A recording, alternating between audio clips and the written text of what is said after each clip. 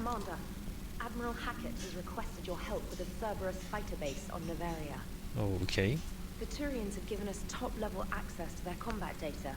Their ships are already moving in to help the Alliance fleet. You actually secured a Krogan-Turian alliance. It's one thing to hear about Commander Shepard. It's another to see her in action.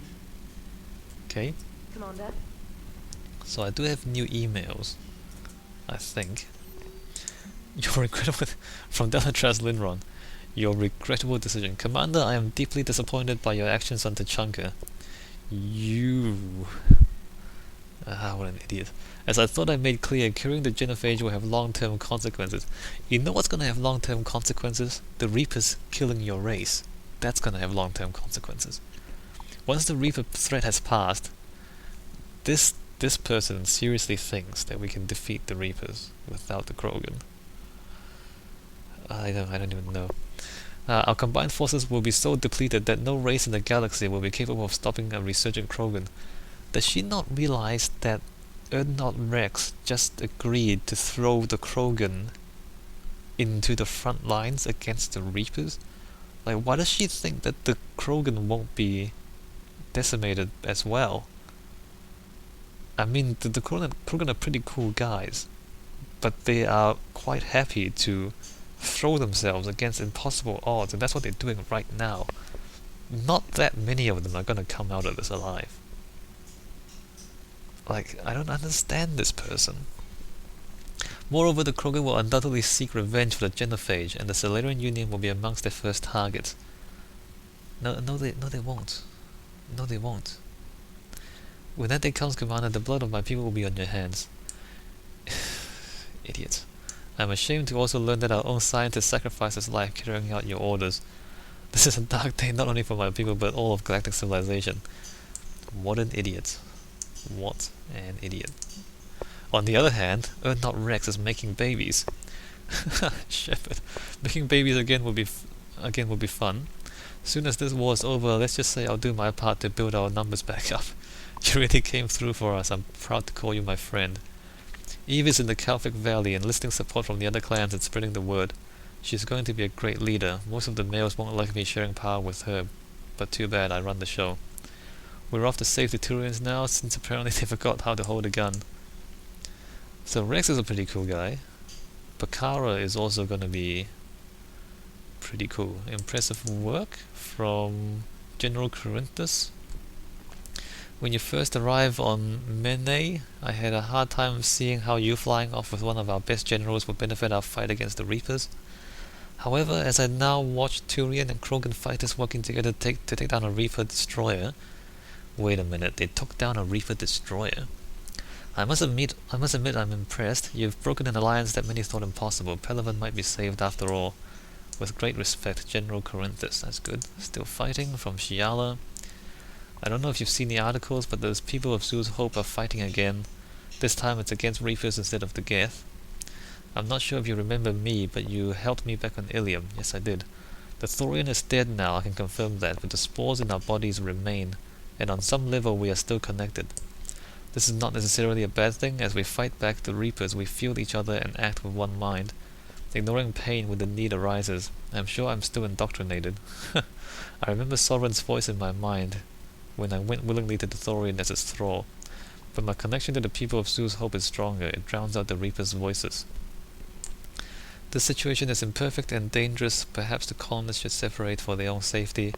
But with one mind, the untrained fight with the skill of veteran commandos. Our force is strong. I have not forgotten how you helped us, how you spared me. We are leaving Pharos soon, and when the time comes, we will fight with you. Oh, that's cool. In an alert Reaper, Pharos. A group of colons on Pharos have mounted a defensive against arriving Reaper forces, holding them back long enough for civilians from nearby colonies to escape.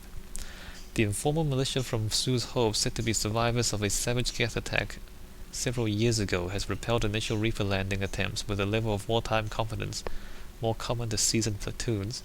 The colonists are using improvised weapons as well as supplies salvaged from defunct Exogeny facility. This colony is our home, colony spokesperson Lisbeth Bainham said. We survived worse and we know how to fight together. The colony is expected to have time for a full evacuation before more Reaper forces arrive. So basically, like, doing Paragon things and helping people in the other games have positive consequences here. Oh, hey. Alright, my turn. What's the first order an Alliance commander gives at the start of combat? I give up. Correct. Alright, big guy. What do you call it when a Turian gets killed by a horrible spiky monster? Friendly fire. Come on, that one goes back to Shang-Chi. You gotta respect the classics. How many humans does it take to activate a dormant mass relay? 602. 600 to vote on it, one to ask to be sorry for technical help, and one to request a seat on the council afterward. How do you know when a Turian's out of ammo? He switches to the stick up his ass as a backup weapon. Why does the Alliance hire pilots with brittle bone disease? You're shitting me. The Turian military has one about me? Oh, absolutely. I heard it myself from a private back on Palaven. Alright, why does the Alliance hire pilots with brittle bone disease? So their Marines can beat someone in hand-to-hand drills. Damn, you need to tell James that one. Hey, what's the hardest part about treating a Turian who took a rocket to one side of his face? Figuring out which side took the rocket. Right, so they're telling jokes about each other. That's good, okay.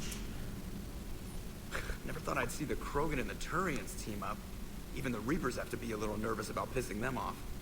I'd say more than a little. I'm sorry about Morden. He was old. I mean, he was pretty old for a Solarian, so he did good. He was a good man. Yeah, he was always running those tests. One time he tagged me in the middle of the night to ask how many livers humans had. And this bump on my elbow, he said it was just a mild bone deformation, but I'm pretty sure he stuck a probe in there. I'm glad it was just your elbow. I always thought he was crazy. Useful, but crazy. Then he gives up his own life. To save the Krogan. Doesn't do much to disprove the crazy theory, huh? I guess not. But he was one of ours.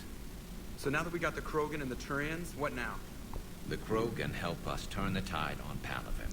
They can shoot at something useful for a change. Dig till we hit daylight, huh? Works for me. So how does it feel knowing Krogan will be singing songs about you until the end of time? I think it would be an honor. There's enough misery in this universe. It's nice to see something go right for a change. Can't say I've ever really witnessed history in the making like this. Well, except for Sovereign attacking the Citadel, and then there was the Collector base, but this one felt good. And let's hope Rex keeps running the show on Tuchanka. Maybe we should hire a food taster for him. Imagine the carnage if some young, hot-headed Krogan took over. It could happen. I know, it's a chance we have to take, but I have to say, if it wasn't my own world that needed the help, I might have taken that Solarian deal. It's a bad deal. I could never bring myself to do that, no matter what I was offered. I admire your restraint, Shepard. It's nice when we can save the galaxy without destroying another race along the way.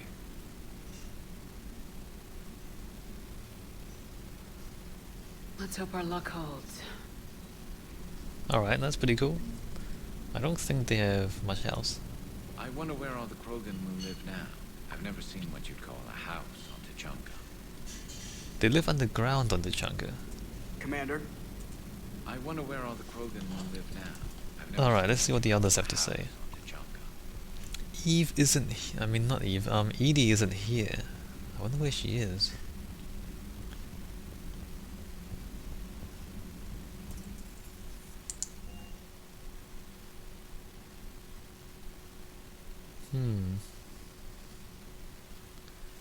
Oh, Morden's gone, so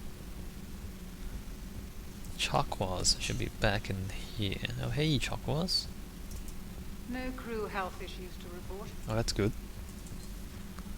Oh, there she is. What are you up to now? I'm uploading data on the destroyed Reaper to the Turians. They are investigating possible Reaper structural weakness. Our data says Reaper capital ships such as Sovereign are of unique design. However, smaller Reaper destroyers bear similarities. That one was small? Relatively, yes. Ground attack ships are only 160 meters in height. Sovereign was approximately 2 kilometers. Well, keep talking to the Turians. If there's a chink in the Reaper's armor, we all need to know it. Hello, Shepard. Hello, Shepard. Alright, so she's being useful, but otherwise not doing much. So Garrus is not there because he's upstairs. Any sign of life? The Reaper destroyed by the Thresher Maw appears to be completely inert, Doctor. We would need to send in teams to be sure. Out of the question. Tell the Krogan to stay away. Yes, stay away, you'll get indoctrinated. I don't know, we should do something about that. Like a dead Reaper is still dangerous. Mass relay traffic reports. Increase, decrease in recent relay traffic. Widow, massive increase, Omega 2 increase. Not sure how this is. Oh, Charon and Shanxi are unavailable because the Reapers are there already. The genophage cured. The Krogan have no reason to hold back now, do they? Rex knows what he's doing, but can he keep the Krogan in check? Or will this be the start of another Krogan empire? We'll be fine. Eve's organizing the female Krogan. She reminds me of some of the more formidable matriarchs I've known. The Krogan won't let themselves fall by the wayside again. Not like they did after the rebellions. We'll have to get used to them having a bigger part in the galaxy. Good. I hope the Krogan live up to their ancient legacy, and for the better. Perhaps we can talk later. Perhaps. I didn't actually talk to you. I mean, you talked at me. I didn't say anything. Pleasure to see you. Who else do we have? I don't think we have anyone else up here, do we? No, no. It's a big ship. They've made the ship bigger too with the new hangar. Or the shuttle bay. But there's fewer people to put in it. So, like, there's more squad mates in the last game than this game. Alright, let's see what Prothi the Prothean has to say.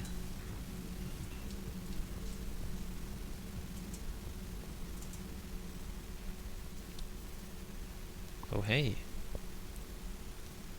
Commander, You settling in, Javik? I believe some of the crew wishes to be my friend. That is not my purpose here. Also, I find I need to wash my hands. The residue of the ship is strong. How so? I have been exploring. There are traces of those who lived on the Normandy before. I detected a human female. Her genetic structure was unnatural, as if artificially created. Sounds like Miranda. And a Drell. There was illness in him. Fame. And the Krogan we met, who lived in these quarters, he was undergoing a metamorphosis. His memories were confused, not organic to his mind. There was great confusion and turmoil. I still can't wrap my head around that. Reading information like you do. For my people, it was as natural as breathing. Evolution's an amazing force. Our scientists believed it was the only force in the galaxy that mattered. They called it the cosmic imperative. Oh no, here we go. The strong flourished, the weak perished. The governments of your cycle seem concerned with ensuring the survival of all. Oh no. Oh, they're gonna talk about evolution and they don't understand anything about evolution. First, okay, the strong flourished, the weak perished. That's not entirely correct. Evolution is about survival. It's not that the strong flourish and the weak perish, it's that those who manage to survive, and those who don't manage to survive, don't manage to survive. Because, I mean, what's strong? Like, strong is... I mean, do you consider... I don't know, what's a good example? Like, do you consider a worm to be strong? Like an earthworm? Not really. And yet they survive. In fact, earthworms thrive all over the world. You know, Does that mean they are strong? No. Does that mean they're intelligent? No. But they're well suited to their environment. They have a niche and they fit into it quite well. Like they eat leaves, and there's so many leaves around, you know. So they do really well. You know, worms they're not particularly special. I mean, they're kind of pathetic, really, but they do really well biologically in the sense that they're successful. I mean, they're nowhere near going extinct, right? And you know, things like rats and, you know, sparrows, pigeons. There's pigeons everywhere. There's seagulls everywhere. I mean, are they particularly strong? Not really. But they do well. On the other hand, a strong animal, I mean, elephants. Elephants are huge, right? And, you know, tigers are strong, and bears are strong. But hey, guess what? All of these animals are almost extinct. Bears not so bad, but tigers are almost extinct. The only reason they're still alive is because we do a lot to keep them alive as humans. Same with elephants, same with lions. They're big, strong animals that are close to extinction, mostly because of us. Because, you know, they're competing with us for resources, and we, you know, are doing better than them. I mean, the worms are doing much better than the elephants. So it's not about the strong flourishing and the weak perishing. It's about, you know, fitting into a niche and, you know, doing something that you know, that allows you to survive. It doesn't mean strength or weakness. It just means fitting in to that niche, right? And then these, like, the guys who wrote the story don't understand anything about evolution. Was this imperative just your scientist's opinion, or did they prove something we don't know? The universe had already proven it. They only had to look around. And saw what exactly?